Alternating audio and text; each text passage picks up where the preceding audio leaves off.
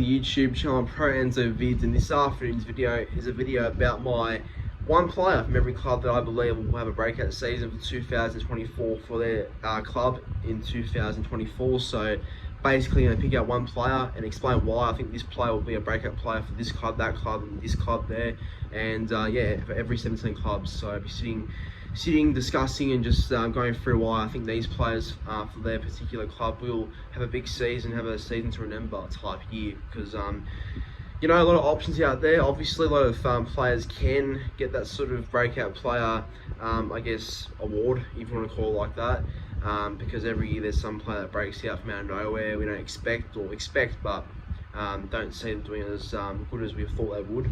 But yeah, you know, it's exciting because there's always that player that does have a big season that not many people do think he would, and yeah, that's why I'm making this video. So I hope you all enjoy. But before I get into every club's one player that will have a breakout season for this season, please be sure to like this video and do subscribe to the YouTube channel if you haven't already.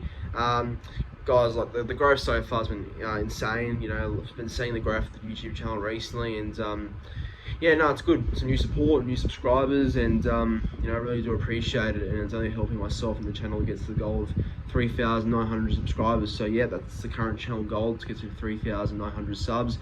Only about, I'd say, 30 subs away from it. So yeah, if you are new watching right now, I do encourage you to subscribe, and more importantly, do enjoy the channel and the content I do. So without further ado, Brisbane Broncos first. So I'll go for the Brisbane Broncos right to the end, to the Tigers as the last club I'll be getting to as well. So in that sort of order. So the Brisbane Broncos, one breakout player for 2024 is Blake Mozer. I reckon Blake Mozer is in for a big season if he can play a bit more first grade in 2024. Obviously played for the Queensland Maroons under-19s team last year too, and for a while now he's been rated very highly by Broncos fans and fans in general. So I do think that Blake Mozer's year could be a big one in 2024 if he gets game time. I think he is a talent, and he'll be definitely nipping at Tyson Smoothy's, Corey Pakes', and even Billy Walters' position at hooker too.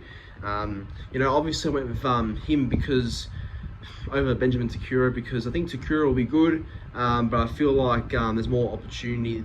Blake Mozer will play a bit more first grade this year, in my opinion.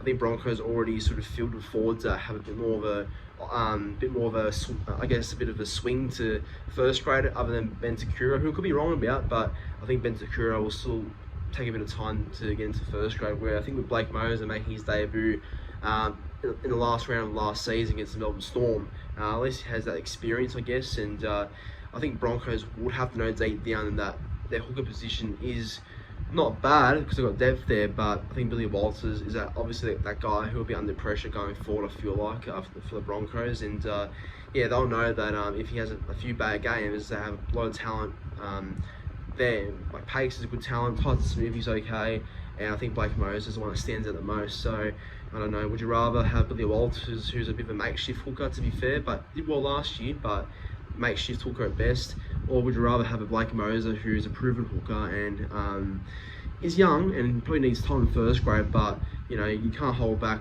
I guess good local talent and juniors for long, can you? So maybe he'll be going for a jersey 14 spot potentially, because I think he has a bit more upside than Tyson Smoothy, to be fair. And maybe Billy Walters and Blake Mozer can do that sort of sub role where Walters will play a few minutes, then obviously Mozer comes in for the rest. So that could work for the Broncos if they did do that. But yeah, I like Mozer, good kid, and I think he's my player to look out forward to for 2024 for the Broncos. For the Canberra Raiders, I've gone with Chevy Stewart, young fullback who joined from the Sharks, I think last year, midway through last year, I believe. Correct me if I'm wrong, someone. But Chevy Stewart, only 18 years old, and came from the Sharks originally. And yeah, when Canberra signed him, Ricky Stewart was very keen on Chevy Stewart and did think he has a big future in the NRL. And from what I've seen by his highlights, yeah, Ricky might as well be right, because I think Chevy Stewart has a lot of potential. And what even helps is that the fact that Canberra are lacking a good fullback at the moment. I know they've got Xavier Savage, who's a gun on his day, Jordan Rapana and Seb Chris are both the other options there too, but honestly don't consider Chris or Rapana, both of them are not fullbacks full time. The closest fullback there is probably Xavier Savage, but honestly, from what I read last year, Chevy Stewart outplayed Xavier Savage in the New South Wales Cup for Canberra and overtook his fullback position, which meant that Xavier Savage had to play on the wing and centre sometimes. And Chevy took his fullback position and made that his own home at fullback too. So that could indicate something that Stewart is, getting closer to first grade, and maybe he might start round 1-2, depending on trials, I guess, because that'll be the biggest thing for Chevy Stewart is if he does impress the other Stewart, Ricky Stewart, the coach, during trials, and that will determine whether he does get an early debut or has to wait a bit more longer in the season. But he's a talent, and you can't hold back talent for too much longer if they are proving that they're worth against men in reserve grade. So I think Chevy Stewart's in for a big year for the Raiders. I don't know how Canberra will go this year. Obviously, they lost a lot of experience and a bit of talent, so it might be a bit of a roller coaster type year for them. But if there's one player that I think could give them a bit of life in 2024, it's Chevy Stewart. So if you're a Canberra fan and you're looking at this prospect you got in Chevy Stewart, be excited because I think he's the future for that club. Bulldogs are going with Connor Tracy actually, so we're stepping away from the rookies now. I've gone with Connor Tracy, and the reason why I see him having a big season for the Bulldogs is because I think he's come there for an opportunity to start, I reckon. Especially if you sign a 3-year deal, doesn't have to tell me that he's gone there to, get a starting spot, I feel like, and that's what probably Cameron Serrato and Gus Gould and the club probably think as well, that he's there for a starting spot and he has to earn it, I'd say, properly. But the 3-year deal is definitely an indication of something, I feel like. But I reckon he'll have a big season, Connor Tracy. I think Sharks will regret letting him go, especially with Talakai's flimsy form. I didn't think that they would let Tracy go, but they did. And I think Bulldogs have got a big gain here in Tracy, and I think he'll be a good pickup for them. I think he really will. I think he is a centre, and that's where he should be playing. If he plays fullback, not too bad either, because I think Tracy's, got enough agility and enough skill to be there. But I think the way he played for the Sharks in the centres was an indication that he is a centre, I reckon. I don't know where else he could play. Probably in the halves maybe too, but don't do that, please. I think he's either a centre or a fullback, but more preferably for me, centre. I think with Stephen Crichton and Tracy and Crichton centre combo is really strong. That's definitely freaky if you ask me. So I reckon Connor Tracy is in for a big year for the Bulldogs. I think he will definitely unlock his potential there. On to the Sharks. I've gone with Kyle Iro. I think Kyle Iro is a player that definitely deserves a bit more first grade time in 2024. And in my personal opinion, I think he's too good for reserve grade. I think he's a player that should be playing first grade nearly every week. But I guess at the Sharks it's a bit tough because their back line is so set in stone. Fullback Will Kennedy, wingers like Katoa and Mulatalo.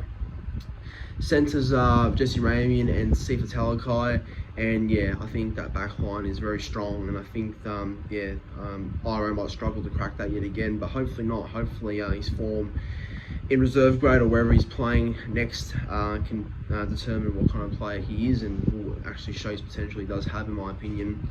The best chance for Iro, I feel like, will definitely be pushing Talakai's centre spot.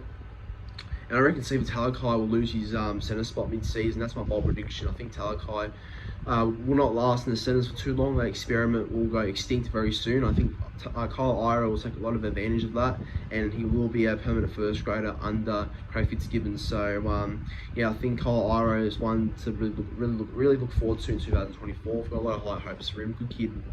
For the Finns, I've gone with Tom Gilbert for the Dolphins. I think Tom Gilbert is a fantastic player in his day and a phenomenal athlete. I think Cowboys really do regret letting him go, and I think it was a bigger loss than we all thought he would be for the Cowboys. But at the Dolphins, he's really showing his best, isn't he? I guess that ACL injury last year really put a halt to his good form for the Dolphins, because I feel like the way the Dolphins started the year last year, Tom Gilbert was a big part of that.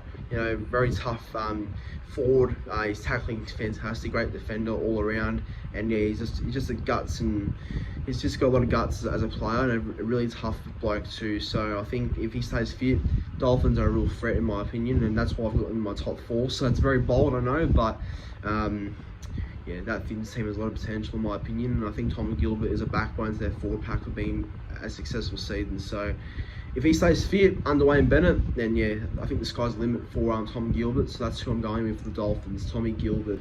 onto the Gold Coast Titans now. I've gone with a player that I do believe in a lot, and I think, well, in my bold prediction series, in either parts 1 or 2, I think, I said that Sam Verrills will be my Dally M hooker of the year, and that's my bold prediction, that he will get Dally M hooker of the year under Des and under, I guess, hopefully an injury-free season. So yeah, Sam Verrills is my breakout player for the Gold Coast Titans in 2024. You know, Verrills has been around for a few years now, obviously. He's played for the Roosters and played in his debut season in the grand final, where they did win against Canberra, and he scored a try in the grand final too, the first try, I think. So yeah, moment from forever for Sam Verrills in that debut season 2019 in scoring in the grand final. But look, obviously at the Titans hasn't been the, I guess, the most sweetest move so far. You know, he's had a few injuries at the Roosters too, but at the Titans, yeah, he's had a couple more, unfortunately, and it's a shame because Sam Verrills has so much potential. He's a really good hooker, you know, all around a very solid player, and yeah, he's always giving his best, I reckon, and yeah, there's a lot of potential in Sam Verrills, and I think if he stays fit for the Titans, Titans will be the team to watch for this season too. You know, Titans aren't quite in my 8, but I think if they were to make it and Sam Verrills was injury free, then they go more than likely to make the 8, in my opinion. I think Sam Verrills is an absolute gun, and if injuries are kind to him, well, Titans fans, look out, because your best 9 at the club will be firing. For my club now, Manly, I've gone with Tolu Kola, who's a pocket rocket machine, gun centre, and an extremely enormous talent. I think Tolu's in for a big season. I know Manly have a few players that can potentially have a breakout season, like Luke Brooks has obviously been the favoured one for that breakout season for Manly, but I guess because everyone's going to Luke Brooks, I decided to go a bit different. And I do think Brooks will have a breakout season, but yeah, I think Kola would be my other player for a breakout year too. I think Kola showed signs of potential towards the back end of the season, and I can only see that getting better as the year goes on. And I think him in the centres outside of on the left side this time, so he's moving from the right side to the left side, from my understanding, and he'll be playing outside of Luke Brooks, a fit Josh Schuster, Kola and Paulo as a whole left side. And that's a really exciting left side in my opinion, plenty of points, and at least Kola will have plenty of balls. So I think Tolu is my breakout player for Manly, and the kid has a huge future, so I'm really keen for him. For the Melbourne Storm, I'm going with Sua Fa'alongo. I think it's no surprise because Sua is such a talent, and the way Sua Fa'alongo played for the Melbourne Storm, the final round against the Broncos, around 27. But not only that, how he played for Samoa in the games against Australia, New Zealand, and just played for the Samoa team in general. He was really good. He's an absolute freak. I think he's a player that can definitely go the next level in 2024. I guess what's interesting is that how the Storm use him, because I think there's so many options that the Storm could play him in for Bellamy, because he can play fullback, obviously is his best position, but I think secondary roles could be centre and wing, and maybe off the bench too, that jersey 14 for impact. But I'm sure Bellyache has a plan for Sua Fa'alongo for 2024, and yeah, the kid has it all: speed, agility, great passing game, strength. And yeah, he's definitely gifted as a young rugby league player. So I think Sua Fa'alongo is in for a big year for the Melbourne Storm. So any Storm fans watching, be excited. For the New Zealand Warriors, I've gone with Luke Metcalf. I think Luke Metcalf showed last year how good he was and how he pushed Te Maire Martin out of that starting 5'8" role, and Metcalf exploded into that role really well. Dare I say, if the Warriors had Luke Metcalf not injured towards the back end of 2023 of a hamstring injury, I think Warriors could have given the competition a bit of a bigger shake, to be honest. I know Penrith and Broncos were the 2 best sides last year, but I think with Metcalf fit along with SJ, I think there's a lot of potential for them to do a bit more damage than what they did towards the back end of last year. Even though Te Maire Martin was a good replacement, I think Metcalf is an upgrade, obviously. But yeah, I think for Luke Metcalf this year, I think this is the year where he will explode. You know, he's obviously debuted for the Sharks in 2021, played a few games for the Sharks in 2022. 2023, he played a few games for the Warriors, but obviously a bit injury rattled. But whenever he played, he looked like an absolute freak. And I think 2024 is the year where he'll come back and go, yeah, this is my year. And I think he'll guide the Warriors to the finals yet again. So I think Luke Metcalf's my breakout player for the Wilders. For the Newcastle Knights, I've gone with Kai Pearce-Paul from the Wigan Warriors over in the Super League. I guess not many people would know who Kai Pearce-Paul is, but he came to the Knights with other fellow Englishman from the Huddersfield Giants, Will Price. And Will Price was very close to being my selection for the Knights for breakout player for them, but I think Kai Pearce-Paul is more likely to feature in first grade from what I understand. So I think Pearce-Paul's a freak. And yeah, if you don't watch Super League, well, you'll get a glimpse of what he was like in the Super League. Pearce-Paul, absolute gun, tall, rangy back row. He can play centre too, but definitely more of a back row today. And he's only like 22, 21 years old, so he's got a whole career in front of him still. And I think at the Knights he'll fit him perfectly. Whether he does play off Tyson Gamble or what side he plays on, I think he'll play on the right hand side, because I think that's where he play for the Wigan Warriors. So I think that side Jackson Hastings, I'm pretty sure, correct me if I'm wrong, but yeah, I think he'll play outside Hastings, and Hastings will get the best out of Pearce-Paul. I'm pretty confident in saying that. So, but as in general, yeah, he's a great player, Pearce-Paul, and the Knights are very lucky to have him. So I'll go with KPP for my Knights breakout player for this year. For the Cowboys, we're going with Klikefi Finafiliaki, and Finafiliaki is a gun player and one player to watch for the Cowboys in 2024. So, you know, looking at his form last year and only in a handful of games, he was very good and very impressive off the bench. His impact was very strong, and I feel like with another year experience under his belt, I think he'll go to the next level in 2024. Obviously, Cowboys are trying to lock up him, Lukey, and him on long-term deals. Lukey has been talking to the Dragons, apparently, same with Finafiliaki, but the Cowboys can't afford to lose those two players, especially Finafiliaki, who has a high ceiling and a lot of potential. And yeah, if Cowboys are smart, they will go quick smart and lock him down immediately, which I think they're going to try and do. So very good business by the Cowboys, because for Finafiliaki, if he gets his potential right, he'll be an absolute star. For the Parramatta Eels, I've gone with someone that probably has had chances to be a breakout player, but hasn't quite land the opportunity yet. But I think this year he'll have a bit more of a role for the Parramatta Eels this year, since they are rejecting the utility off the bench approach, or the hooker off the bench type thing. They have not going on that this year. I'll go with Joey Larsick for the Parramatta Eels. I think Joey Larsick's a player with full of potential.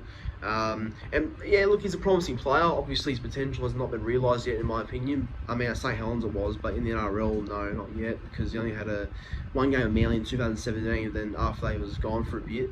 Then in 2021 at the Eels, played some games and was okay, but nothing special. And 2023, yeah, looked at okay. Came back to the NRL from St Helens and yeah, did the job and looked okay. But maybe 2024 is the year where he will adapt more into that role and really show what he's capable of. So I think Larsick for the Eels is my one for the breakouts player for them. For the Penrith Panthers, I've gone with Lindsay Smith, a bit of a different left field option compared to all the others I've gone with so far. But the reason why I say Lindsay Smith is because he broke into that Penrith team towards the back end of the year. Because of good form, and obviously players got moved out of the team for Lindsay Smith, and yeah, he's a good big forward actually. He seems to really give it all a go and gives 110% every game for what I've seen. And yeah, Penrith Junior obviously will have a bigger role this year with Spencer Lenu going to the Roosters, and obviously Lenu was well known for being that impact man for the Penrith Panthers off the bench. So I'd assume that Lindsay Smith takes his role now, and I think Lindsay Smith showed enough for me last year to prove that he's a good replacement for Lenu off the bench and will bring that same impact that Lenu did. Obviously replacing Lenu is not easy, but I think Smith will bring his own game, and he's a very tough forward. So I think Panthers and Ivan Cleary know what the best is for him, and yeah, I think Lindsay Smith is all but guaranteed a bench spot for the Panthers this season. For the South Sydney Rabbitohs, I've gone with Tyrone Munro. Pretty much everyone's breakout player for the Rabbitohs, if I'm being honest, but for good reasons too. I guess Tai Munn is a player that I've seen a lot of already, and you know, obviously first grade, he's only played for some games, and obviously, yeah, I mean, look, hasn't shown what everyone thinks he can, but trust me, give it another year in 2024 and he'll show everyone what he's got. I think he's too talented to not do anything in 2024. He'll get the right opportunities to play great footy. I think JD will give him that starting wing position, I assume anyway, unless Isaiah has to play somewhere. But no, you can't put a Ferrari in the garage like Tyrone Munro. I think Munro deserves that first grade opportunity, playing along with guys like Jack White and Campbell Graham, Alex Johnston, Latrell Mitchell, and having Walker at least as his halves. It's going to really give him a lot of ball and a lot of opportunities to score in 2024. So I think Munro is a big part of the South Sydney Rabbitohs' future, and watch out for him for sure. For the Dragons, I've gone with someone that I guess has had a bit of average years, and I'm being honest, and with all due respect too, but someone that I believe will have a big season for the Dragons. And I've gone with Jaden Sewer, and Jaden Sewer I think is someone that Shane Flanagan would get the best out of, because I think Sewer suits Flanagan's training. I just have that feeling he will, and I think Jaden Sewer has always been a tough back rower, always has run good lines, and has that occasional big shot in him too. So yeah, I think if Dragons are to do any better this year, Jaden Sewer in the forward pack, and Flano loves his forwards and loves the defence, so I think Jaden Sewer would have been really looking forward to seeing how he does evolve his game under Shane Flanagan. And yeah, I think judging by some of the training pictures, he looks really fit and ready to go. So that's why I'm thinking Sewer for the Dragons will be their breakout player for this year.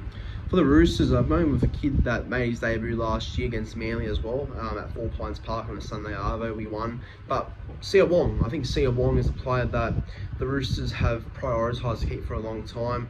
And yeah, obviously fair enough, because he's a gun player. I've watched him a few times now, and yeah, the Roosters have got a good one in Sia Wong. Back rower. I believe he can represent Fiji and New Zealand, which is crazy. So he's got that lucky heritage side of him where he can represent those two countries in Fiji and also New Zealand, apparently. So yeah, no, look, I think Sia Wong's a player to look out for sure for the Roosters. You know, obviously the Roosters have a stacked forward pack already, but I think Trey Robertson has a clear pathway for Sia Wong to get more game time this year, and I think he's a player that I think many Roosters fans will be excited for in years to come. So I think Big Sia is in for a big year for the Roosters. And for the West Tigers, I've gone with someone that Shane Richardson, their interim CEO, recruited, and I think Shane Richardson had a big rap on him too when he first came to the club, and that's someone called Solomon Fatape. I hope I said the last name right, but that's who it is, that young centre from the Brisbane Tigers, Solomon Fatape. I've watched his highlights on YouTube and other places too, and I've got to say, man, he's a gun. He's a gun. He's got a lot of things going for him in his game. He's got the strength, he's got the power to bust through tackles and drag defenders with him. It's exactly what the Tigers need, that game-breaking outside back, because you look at that Tigers team, their backline is a bit iffy still. I don't think, apart from guys like Justin Olam, who's locked in for a spot, Jareem Buller, and the halves are still a bit of a mystery too. But everyone else, and Stafford Toll probably has a spot there somewhere too, I assume. But apart from that, their backline is very questionable at the moment. There's no certain positions for certain players as of yet. But I think Solomon Fatape, if he does impress, I think he could get a spot. But I think he's not in the top 30. But maybe the new rules, I think he can now. Any player outside the top 30 can play first grade apparently. So hopefully that does apply to Fatape, because I think yeah, it won't be long until we see him in first grade and him killing it. So I'm predicting big things for Fatape at the West Tigers in 2024. But that there is my each 17 NRL Clubs breakout player for this season. Obviously a very tough decision because there's so many you can choose from, but they're the best one player from each club I've gone with. But thank you all for watching. Please be sure to like this video, do subscribe to the YouTube channel if you haven't already, and comment down below if you agree or disagree with my selections. But hopefully you all agree. But then again, yeah, subscribe to the channel. The support is really appreciated, and I do appreciate every new supporter and subscriber to this channel too. But have a good night, because it's just 8 o'clock now, so obviously went to the afternoon to the night now. So thank you for watching though, and have a good night.